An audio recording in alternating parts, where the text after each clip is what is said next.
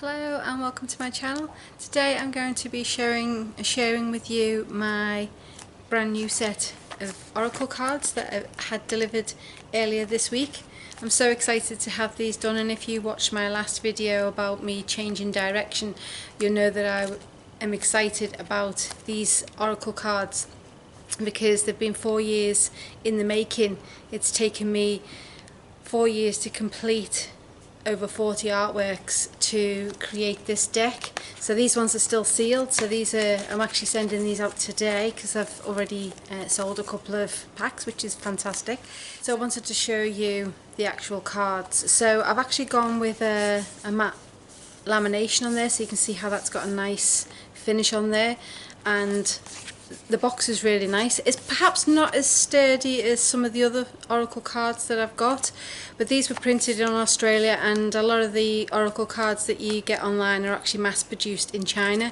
So this is well, I would like to say local business, but they're actually in Queensland, and they're, on the other side of Australia to me. So these have turned out fantastically well. So the box is beautiful, and so let's get into seeing the insides. So, I dropped it on the floor.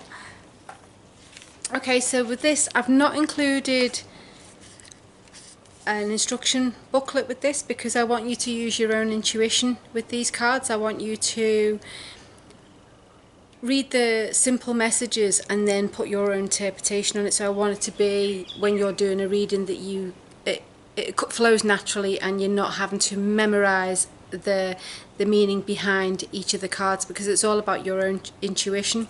So what I've done is I've included 2 information cards. So one is about me and how I came up with the cards and the inspiration behind these cards, and then the other one is on how to use the cards.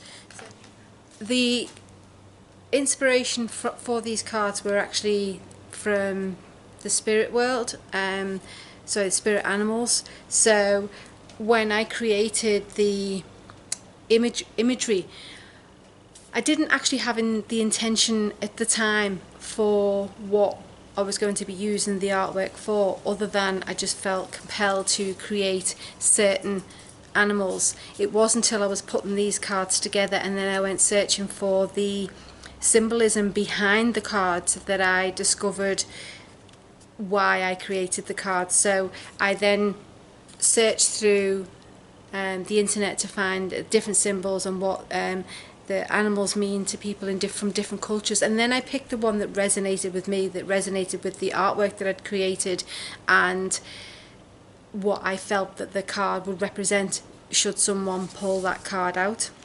So just let me show you just some of the cards that we've got here. So we've got a selection of different animals. So we've got like a kingfisher, a kookaburra. A lot of these are Australian animals, I might add, because obviously I live here in Australia. So there are a couple of others that are not Australian animals, but majority of them they are.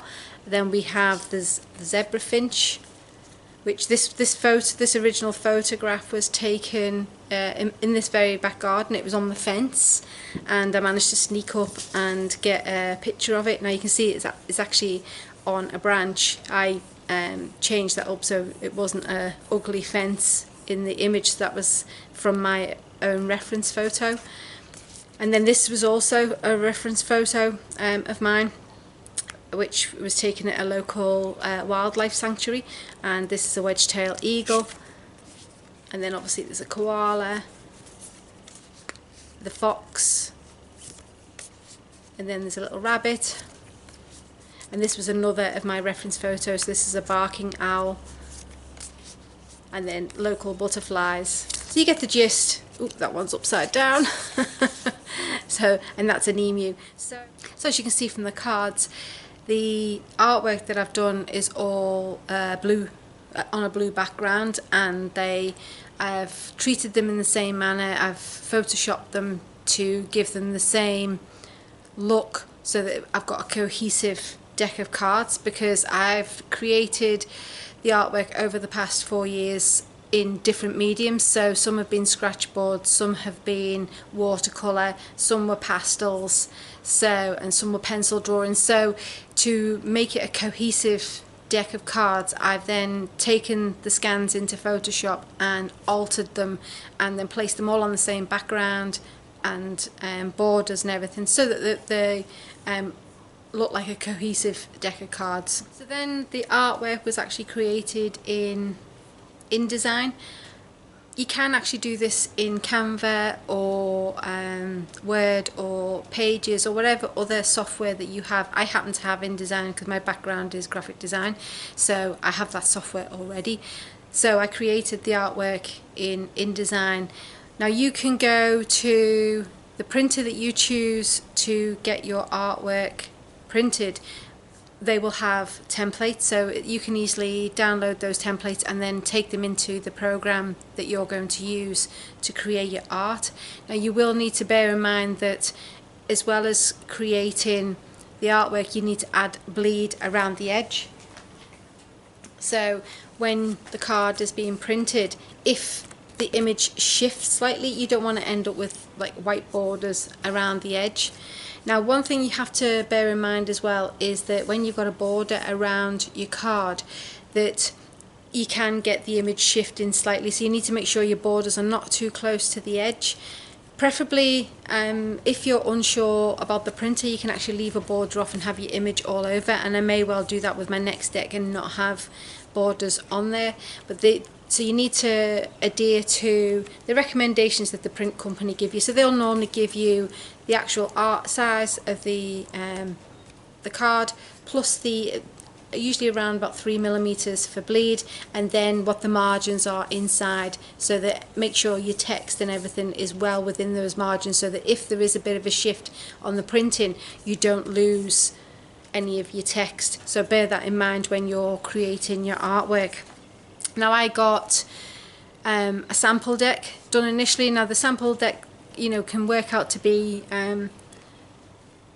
a lot more expensive than obviously just getting one deck, rather than getting, like I did, I've just got 50 decks. So the cost comes down the more you have printed. But I would recommend getting a sample deck done first, because you can then get a feel for the card that you've used, the materials and everything like that, but also you can double check that everything's working well, that your images that you've created work well on the cards, that you can read the text. Now another tip for you is, if you're using, like I have here, white text on a dark background, make sure your text is large enough that you don't get any bleed or creeping of the ink into the text and then filling that in, or use a bold font just to make sure you don't lose any of that white in there.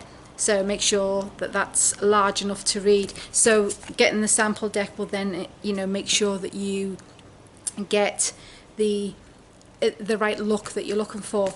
And I actually, when I got my deck, I started playing with the deck. I was doing some sample readings for people and just getting a feel for the cards, and I realised that two of the artworks that I'd used wasn't gelling with me. The message that was on there was not quite right, and I didn't like the look of it. So I did actually swap two of the images out, and so when I got my 50 decks printed, I took two of the images out and replaced them with something else, just because I felt it made the deck flow a little bit better. And also by playing with it for a week, I could then see that the messages that I'd picked for each of the cards was working well, and that I was getting a true reading. So this is the opportunity for you to change things out, so if things are not quite right.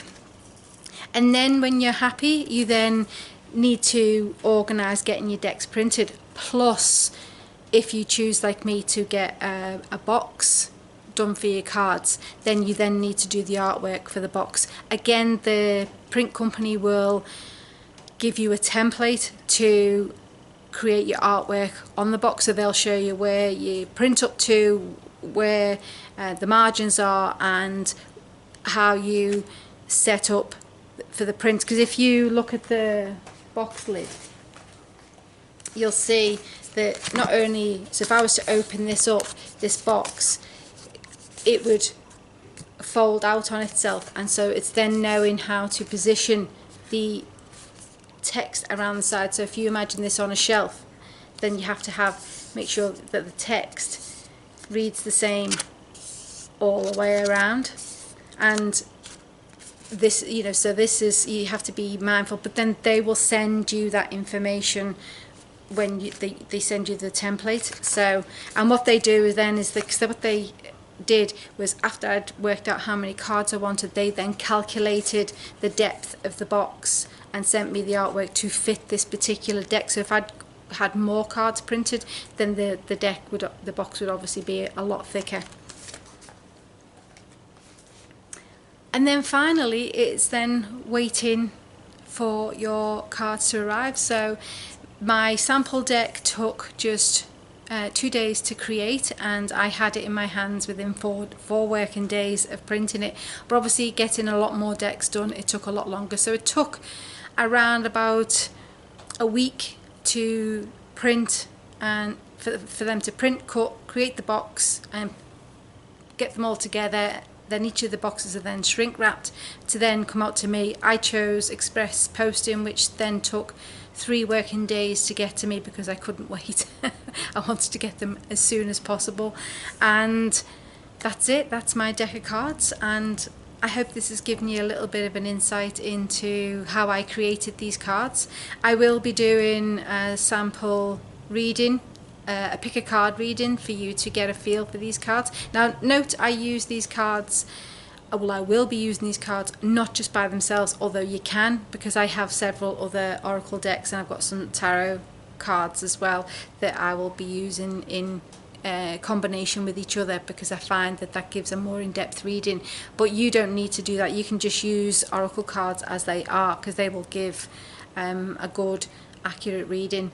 One thing I will say is, when you get your deck of cards, so I'll just get the deck out here. So when you get your deck of cards, you need to clear the energy from the cards before transferring your energy to these cards. So what I recommend doing is grabbing the cards in your hand and then using your other hand, hit the cards into your hand, and then you get a good hollow sound, and this just forces any negative energies out of the cards. And you can also light some sage and waft them over the cards. I also like to light candles and just let the cards flicker over the top of the flame, obviously without burning them, just to let the smoke go over the cards to just get rid of any energies. And then I will fan the cards out like so, and I will allow my hands to brush across the cards, because you need to get a feel for the cards and you need to transfer your energy. What you can also do is you can also look at each card individually and take in all the imagery on the cards, and then have a good feel for the reading and everything, and then just caress the cards and feel the cards, and you're transferring your energy to these cards, and then go through your whole deck of cards, taking in the picture and having a good feel of the cards. And then when I'm doing a reading, I will generally fan the cards in my hands and I'll place my palm across there, and then I will just close my eyes and allow my brain to empty with any thoughts, and just imagine some white light circling around my body and transferring into me, through my body and out through my hands. And what I find is, when I start doing that, my hands actually start getting really warm, and I find that the energy my hands are starting to get warm just talking about it. So, you know, allow your energy to transfer into the cards. And then when you start shuffling your cards, so just put that there, start shuffling your cards, I then start asking the cards for questions. Now, when taking a reading, I will normally shuffle the cards and ask them a question. I'll normally ask, for daily guidance, or if somebody's asked me a particular question, then I'll ask that question and I'll draw cards. And what I normally do is I'll shuffle the cards until some cards either pop out, or if any I see are just sticking out, I use my intuition to allow me to select those cards, and then I'll pull as many cards that I feel is necessary for that reading, because you get a feeling for when to stop. And if when you've pulled the cards you then see a reading but you want more clarity, then it's okay to then pick more cards, so you'll know that you're doing the right thing with the cards. And one thing I would suggest as well is to not redraw the cards, so go with your intuition, because sometimes when you draw a card, it might not be obvious why you've drawn that card in the first place, and it may be that this is some information that you'll be getting shortly, so, or it will become apparent in the very near future. So I'll continue with the reading. If I feel that it's not making sense, I will then ask the cards for more clarity and then draw some extra cards. So if you draw cards that don't make sense, then just draw more cards until you get more clarity on that. Or then sometimes what I'll do is I'll use another deck of cards to get clarity on that. So it might be that I'll pick a deck of cards because to get some extra meaning and depth from those cards. So if, like me, you like these cards, these are now available to buy on my website, which I'll leave in the description below.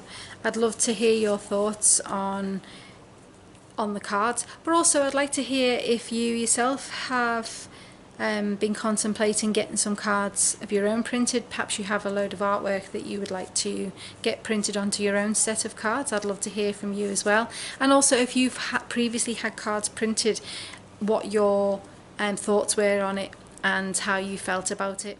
So I hope you enjoyed this video and it's given you some ideas for perhaps creating your own deck of cards. So until the next video, bye for now.